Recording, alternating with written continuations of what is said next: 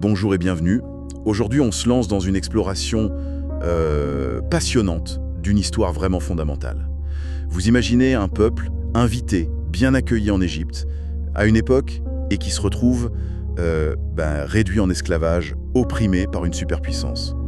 C'est le point de départ, quoi. Oui, un point de départ marqué par une tension assez forte en fait. D'un côté, il y a cette vieille promesse faite à leurs ancêtres, Abraham, Isaac, Jacob, devenir un peuple immense, et de l'autre, la réalité super dure de l'esclavage en Égypte. Et pour décortiquer tout ça, on va s'appuyer sur les 34 premiers chapitres du livre de l'Exode. C'est un texte majeur. Exactement, avec aussi quelques éclairages tirés de commentaires pour bien saisir certains points, certaines nuances. L'objectif aujourd'hui, c'est de suivre le parcours des Hébreux. Comment ils sortent de cet esclavage, comment ils traversent des épreuves franchement surnaturelles. Oui, on peut le dire. Et comment ils finissent par établir ou recevoir les bases d'une relation très particulière avec Dieu, là, au pied du mont Sinaï, en plein désert. C'est une histoire de lutte, bien sûr, de libération, d'alliance. Mais pas que. Il y a aussi du doute, de la rébellion, des moments où on se dit que tout va capoter. Tout à fait. C'est un récit très riche qui explore la condition humaine et aussi la nature, disons, complexe de Dieu. Bon, alors, allons-y. Comment ça commence concrètement, cette histoire en Égypte ? Alors, ça commence avec les faits. Les descendants de Jacob, les Hébreux, ils deviennent très très nombreux en Égypte. Le texte dit même qu'ils fourmillent, qu'ils deviennent extrêmement puissants. Ah oui, au point d'inquiéter le pouvoir en place. Exactement. Le pays en est rempli et ça fait peur au nouveau pharaon. Un pharaon qui, le texte précise, n'avait pas connu Joseph. Il ne connaît pas l'histoire de leurs arrivées, leur statut initial. Et donc, sa réaction, c'est ? La peur et la répression. Voilà.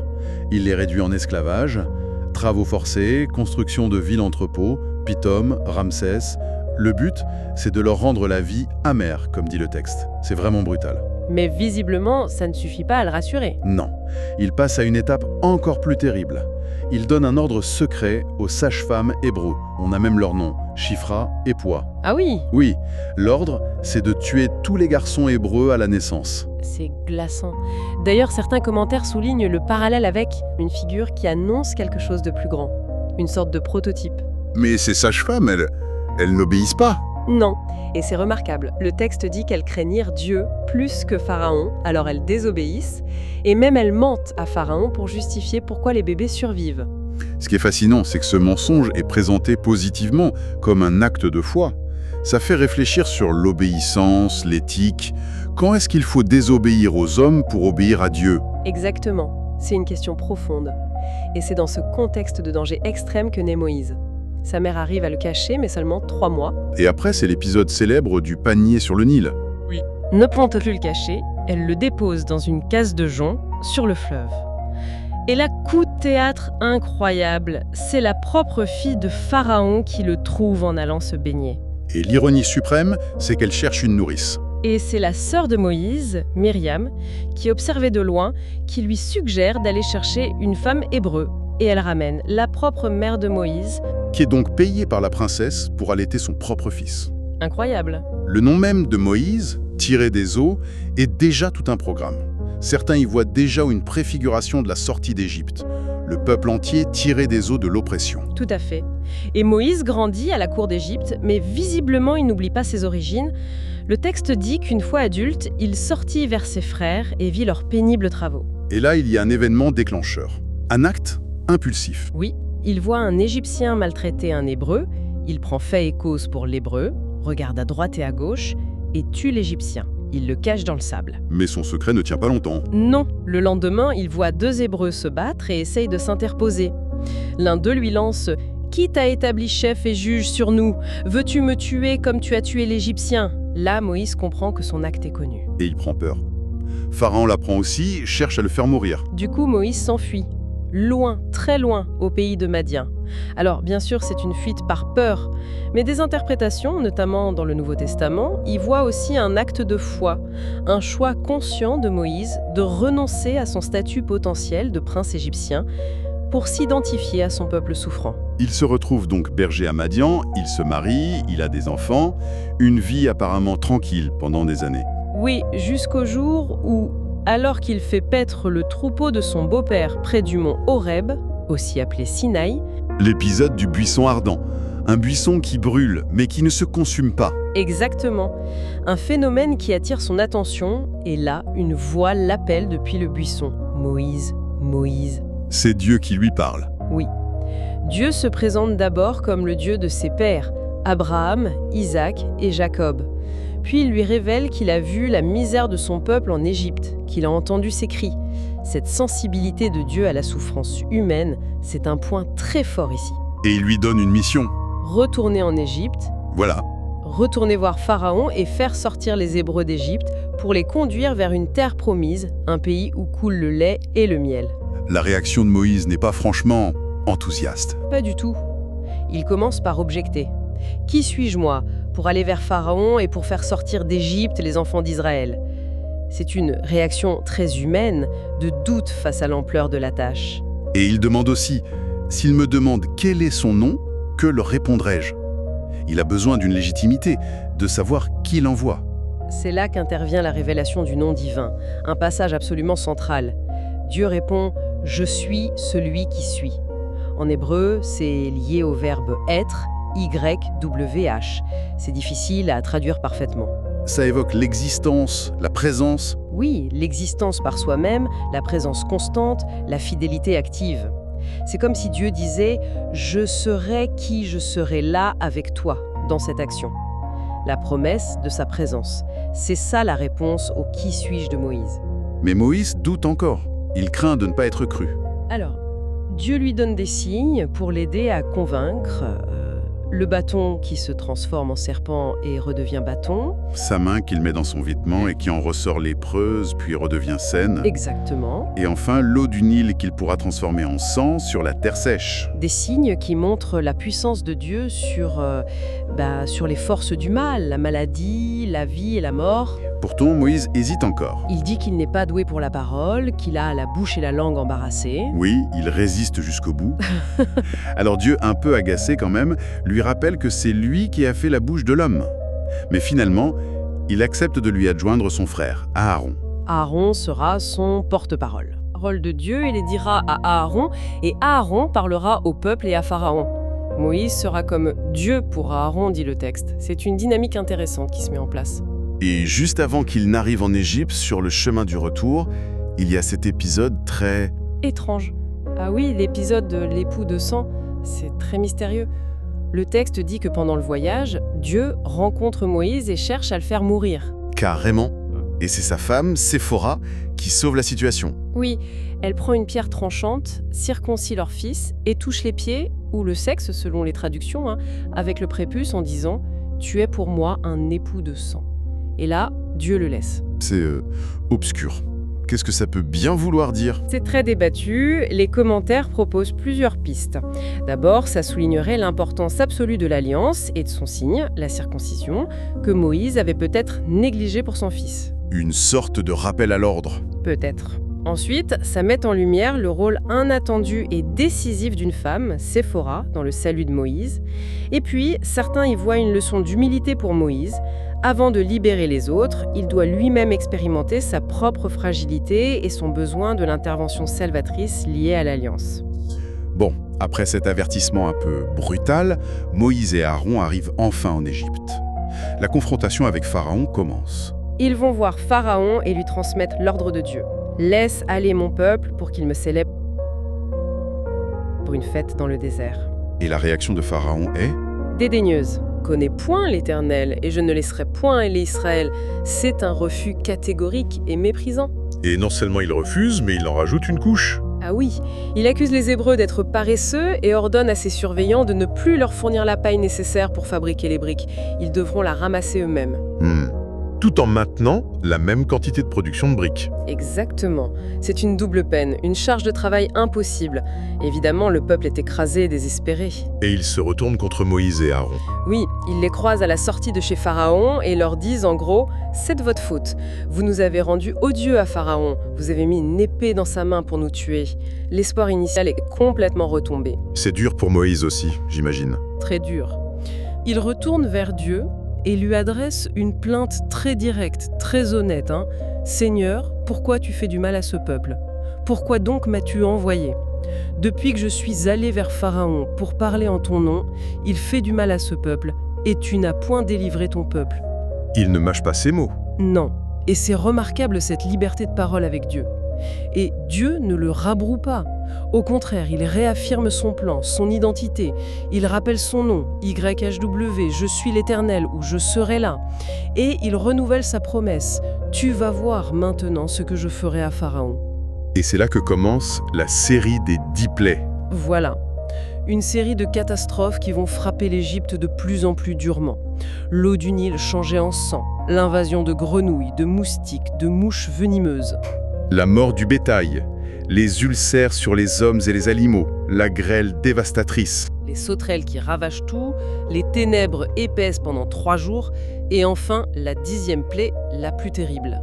Ce qui est intéressant, c'est que beaucoup de commentateurs voient ces plaies non pas comme de simples désastres naturels, mais comme des attaques ciblées contre les dieux égyptiens. Exactement.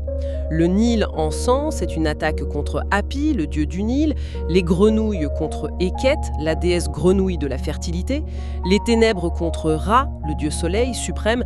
C'est une sorte de combat théologique pour montrer qui est le vrai dieu.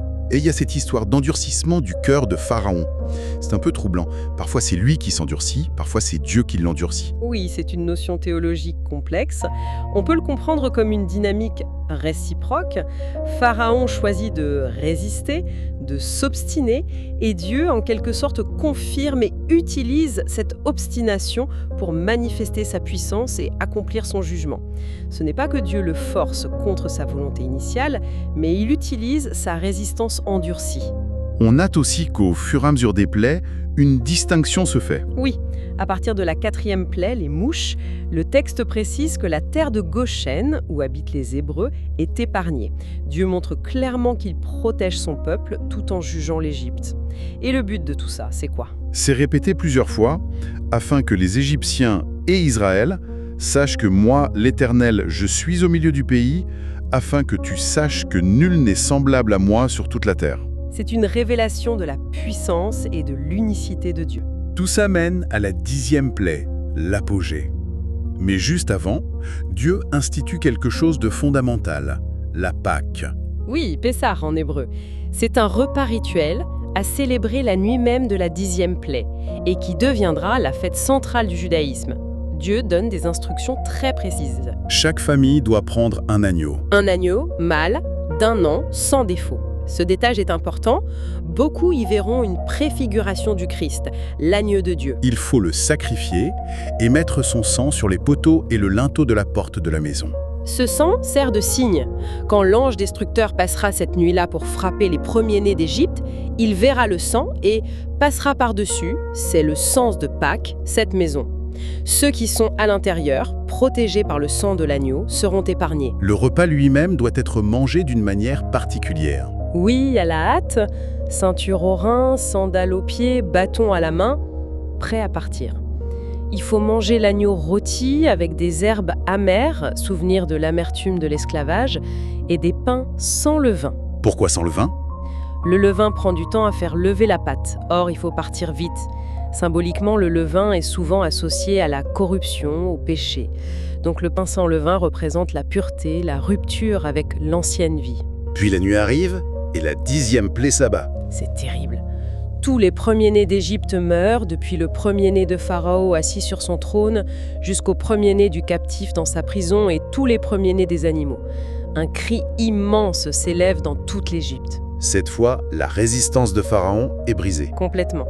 Lui-même et tous les Égyptiens se lèvent en pleine nuit et ils supplient les Hébreux de partir. Immédiatement. Il leur donne même de l'or, de l'argent, des vêtements, tout ce qu'ils demandent, pourvu qu'ils s'en aillent.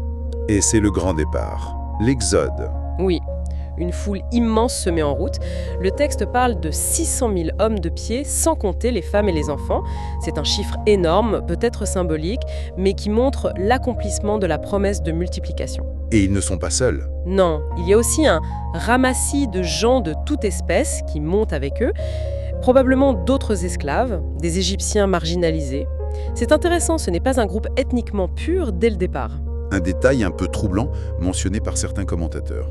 Oui, c'est l'idée qu'en partant si vite, en emportant leurs pattes non levées, ils auraient aussi emporté avec eux certaines idoles ou pratiques égyptiennes, un signe que la rupture ne sera pas si facile. L'histoire pourrait s'arrêter là, mais non. Pharaon change encore d'avis. Incroyable, mais vrai. À peine partis, Pharaon et ses serviteurs regrettent. Qu'avons-nous fait en laissant aller Israël? Ils attellent leurs chars, rassemblent l'élite de leur armée et se lancent à leur poursuite. Et les Hébreux se retrouvent piégés. Oui, ils campent près de la mer Rouge ou mer des Joncs, selon les traductions. L'armée égyptienne arrive derrière eux, devant eux, la mer, sur les côtés, le désert ou des montagnes. C'est une impasse totale. Et là, c'est la panique. Tombeau en Égypte sans qu'il soit besoin de nous amener mourir au désert? Que nous as-tu fait en nous faisant sortir d'Égypte?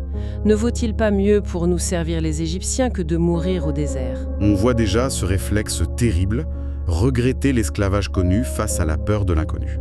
Exactement, c'est un thème récurrent dans tout le parcours du désert. Mais Moïse, lui, tient bon. Il dit au peuple, ne craignez rien, restez en place et regardez la délivrance que l'Éternel va vous accorder aujourd'hui. L'Éternel combattra pour vous, et vous, gardez le silence. Et là, le miracle ultime se produit. Oui, la colonne de nuée qui les guidait se déplace et vient se mettre entre le camp des Égyptiens et celui d'Israël, créant l'obscurité pour les uns et éclairant la nuit pour les autres. Puis, Dieu dit à Moïse d'étendre sa main sur la mer. Et un vent d'est puissant souffle toute la nuit. Il refoule la mer et met le fond à sec. Les eaux se divisent, formant comme deux murailles liquides à droite et à gauche, et les Israélites traversent la mer à pied sec. C'est une image incroyable, hein, une nouvelle création presque. Hein. Oui, c'est très fort symboliquement. C'est la victoire définitive sur l'oppresseur, une naissance à une nouvelle vie. Plus tard, l'apôtre Paul y verra même une image du baptême, une sortie des eaux vers la liberté. Mais les Égyptiens, eux, ne s'arrêtent pas. Non. Aveuglés par leur fureur, ils s'engagent derrière les Hébreux dans le passage ouvert au milieu de la mer. Tous les chars de Pharaon, ses cavaliers, toute son armée. Et quand le dernier Israélite a atteint l'autre rive, Dieu dit à Moïse d'étendre à nouveau sa main sur la mer. Et les eaux reprennent leur place. Elles recouvrent les chars, les cavaliers, toute l'armée de Pharaon. Pas un seul n'en réchappe. la délivrance est totale. L'ennemi est anéanti. Oui, le texte dit qu'Israël vit les Égyptiens morts sur le rivage. Et là, la crainte de Dieu et la foi en Moïse s'emparent d'eux. L'émotion est à son comble. Et ça explose en chant. Le fameux cantique de Moïse. Exactement. Le chapitre 15 commence par ce magnifique chant de louange et de victoire, repris ensuite par Myriam, la sœur de Moïse, et les femmes avec des tambourins et des danses. Chantez à l'Éternel car il a fait éclater sa gloire. Il a précipité dans la mer le cheval et son cavalier. C'est un sommet de joie et de reconnaissance. On pourrait croire qu'après ça c'est bon, la foi est acquise, ils sont sur les rails. Eh bien, pas vraiment. La suite est assez déconcertante. À peine 3 jours de marche dans le désert de Shur, et ils ne trouvent pas d'eau. Puis ils arrivent à Mara, où l'eau est amère, imbuvable. Et là, immédiatement, le peuple murmure contre Moïse, en disant « Que boirons-nous » La joie du cantique s'est envolée très vite face à la première difficulté concrète. C'est un contraste saisissant. Oui, ça montre la fragilité de cette foi toute neuve. Dieu intervient encore, bien sûr. Il montre à Moïse un bois qui, jeté dans l'eau, la rend douce. Mais c'est un premier signe des difficultés à venir. Et ça continue. Peu après, ils se plaignent de manquer de nourriture. Oui, dans le désert de Sin, ils regrettent carrément l'Égypte. Ah, si nous étions morts par la main de l'Éternel en Égypte, quand nous étions assis près des marmites de viande, quand nous mangeons du pain à satiété. C'est incroyable, cette mémoire sélective de l'esclavage. Et Dieu répond encore par un miracle, la manne et l'écaille. Voilà. Le soir, des cailles couvrent le camp. Et le matin, une fine couche de rosée laisse place à quelque chose de fin, de granuleux, comme du givre. Les Hébreux demandent « Manou, qu'est-ce que c'est ?» D'où le nom manne. Ce pain du ciel a des règles particulières. Oui, il faut en ramasser juste pour le jour même, 1 homère par personne. Si on essaye d'en garder pour le lendemain, ça pourrit et ça sent mauvais. Sauf la veille du sabbat où il faut en ramasser double dose, et là, ça se conserve. C'est une leçon de dépendance quotidienne, en fait. Exactement.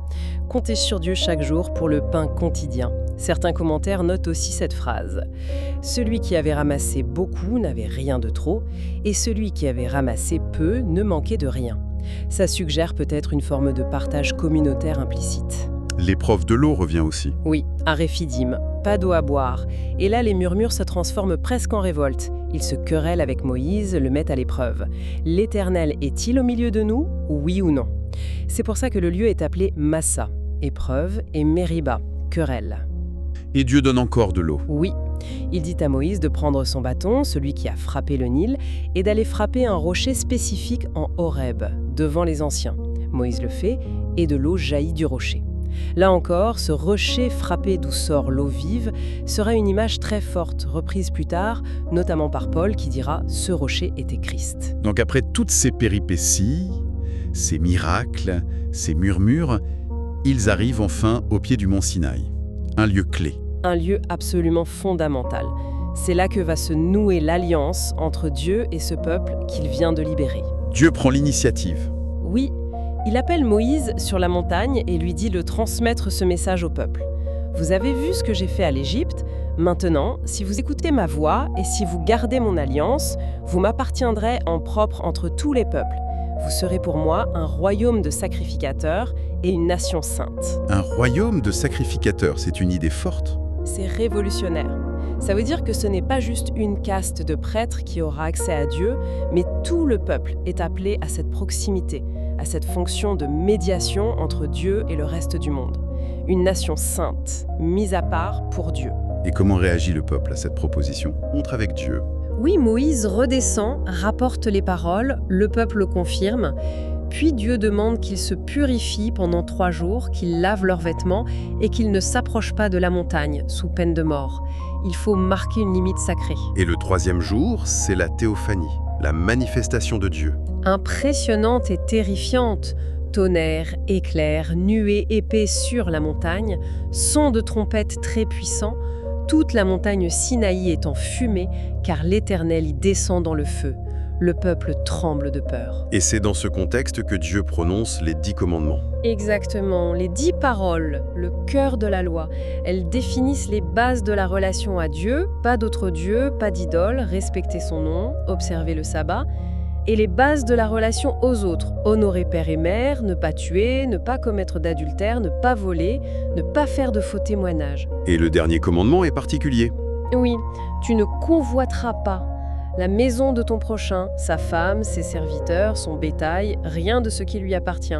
C'est une loi qui va au-delà des actes. Elle sonde les désirs, les intentions du cœur. C'est très exigeant. Après ça, le peuple est effrayé et demande à Moïse d'être leur intermédiaire. Oui, ils disent « Parle-nous toi et nous écouterons, mais que Dieu ne nous parle point, de peur que nous ne mourions. » Ils prennent conscience de la distance infinie entre eux et la sainteté de Dieu. L'alliance est ensuite formellement conclue par un rituel. Oui, au chapitre 24, Moïse construit un autel, offre des sacrifices, il lit le livre de l'Alliance au peuple qui réitère son engagement.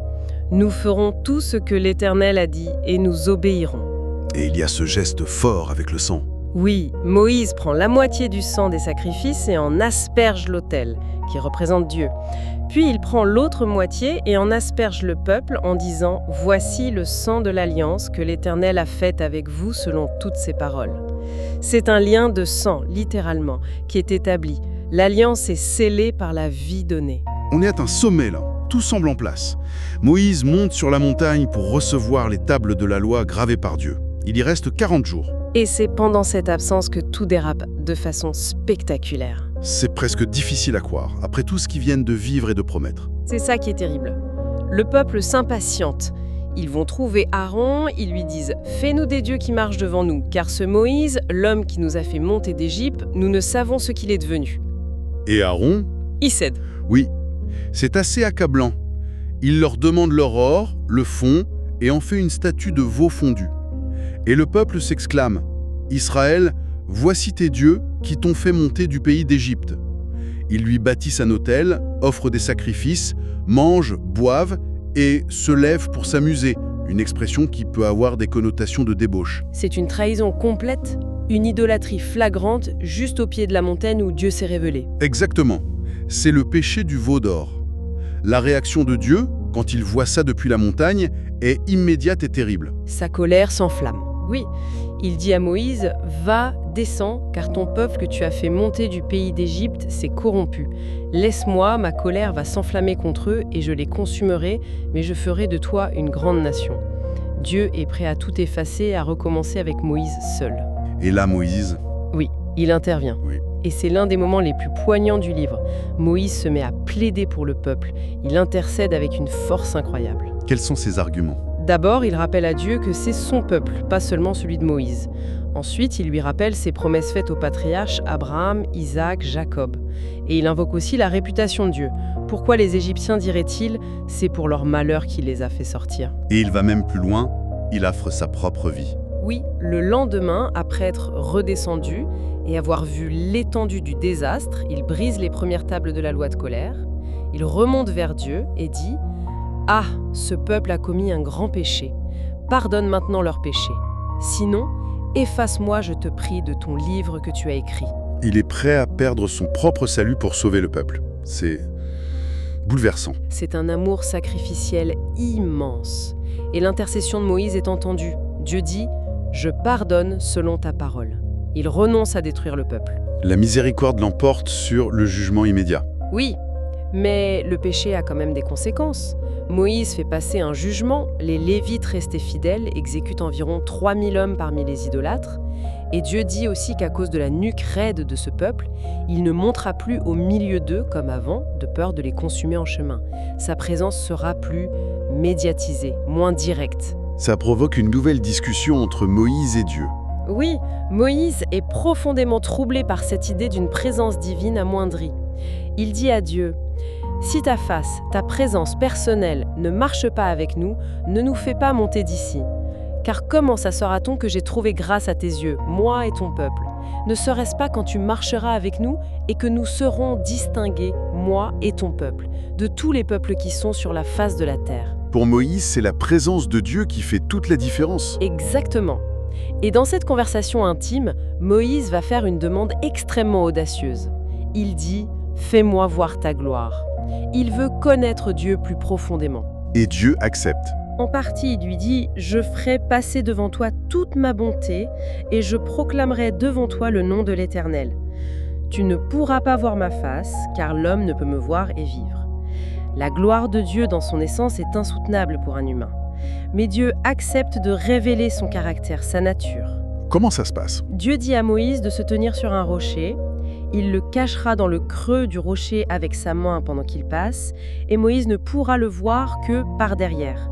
Et pendant qu'il passe, Dieu proclame son nom, c'est-à-dire sa nature profonde, l'Éternel, l'Éternel, Dieu miséricordieux et compatient, lent à la colère, riche en bonté et en fidélité, qui conserve son amour jusqu'à 1000 générations, qui pardonne l'iniquité, la rébellion et le péché, mais qui ne tient point le coupable pour innocent. C'est une définition incroyable de Dieu par lui-même. Absolument fondamentale. Elle vénère cet équilibre parfait en Dieu entre la grâce, la miséricorde, la patience infinie et la justice. Il pardonne, mais le péché n'est pas banalisé. Après cette révélation, l'alliance est renouvelée. Oui. Dieu demande à Moïse de tailler 2 nouvelles tables de pierre, semblables aux premières qu'il avait brisées. Et Dieu lui-même y réécrit les 10 commandements. Il réaffirme les termes de l'alliance en insistant particulièrement sur le rejet de l'idolâtrie et des compromis avec les peuples voisins. C'est un signe fort de la persévérance de Dieu, malgré tout. Tout à fait. Malgré la trahison terrible du veau d'or, Dieu ne rejette pas son peuple. Il pardonne, il restaure, il renouvelle son engagement. La grâce est là, tenace, même si les exigences de l'alliance demeurent. C'est vraiment un parcours intense qu'on a suivi là. De la servitude la plus abjecte à la libération miraculeuse, puis cette alliance au Sinaï, suivie quasi immédiatement par une chute terrible, et enfin ce renouvellement. Exactement. On a vu cette sortie incroyable d'Égypte, l'établissement d'une relation unique au Sinaï avec des promesses et des lois. Puis, on a vu la fragilité humaine exploser avec le veau d'or. Et surtout, on a vu la réaction de Dieu. Colère, certes, mais aussi une immense miséricorde et une volonté de pardonner, d'intercéder par Moïse et de renouveler l'alliance. Ce récit nous montre une interaction complexe entre la souveraineté de Dieu, ses choix, sa puissance, et puis la liberté humaine, avec ses élans de foi et ses chutes brutales. Et au milieu de tout ça, on découvre la nature même de Dieu qui se révèle. Nature à la fois juste et miséricordieuse, fidèle à ses promesses, malgré l'infidélité humaine. C'est ça qui est au cœur de ces chapitres, je crois. Et même si c'est une histoire ancienne, très ancrée dans un contexte précis, les thèmes résonnent encore, non? Ah oui, complètement. Ces questions de libération, d'engagement, de fidélité, d'épreuve, de pardon, ce sont des questions universelles. On y retrouve des dynamiques très humaines, finalement. Absolument. Ce qui pourrait nous amener à une petite réflexion pour finir, ce parcours, cette libération incroyable, suivie d'épreuves constantes dans le désert, cette tension qu'on ressent tous parfois entre un engagement fort qu'on prend et la difficulté à y rester fidèle au quotidien. Cette découverte progressive d'un Dieu qui est à la fois exigeant et plein de compassion. En quoi est-ce que cette dynamique, racontée dans ce texte si ancien, pourrait peut-être éclairer notre propre cheminement aujourd'hui, nos propres sorties d'Égypte, qu'elles soient personnelles ou collectives, face à ce qui te nous opprimait, ou peut-être, plus simplement, notre façon de vivre nos relations, nos engagements, dans la durée, avec leurs réussites et leurs ratés.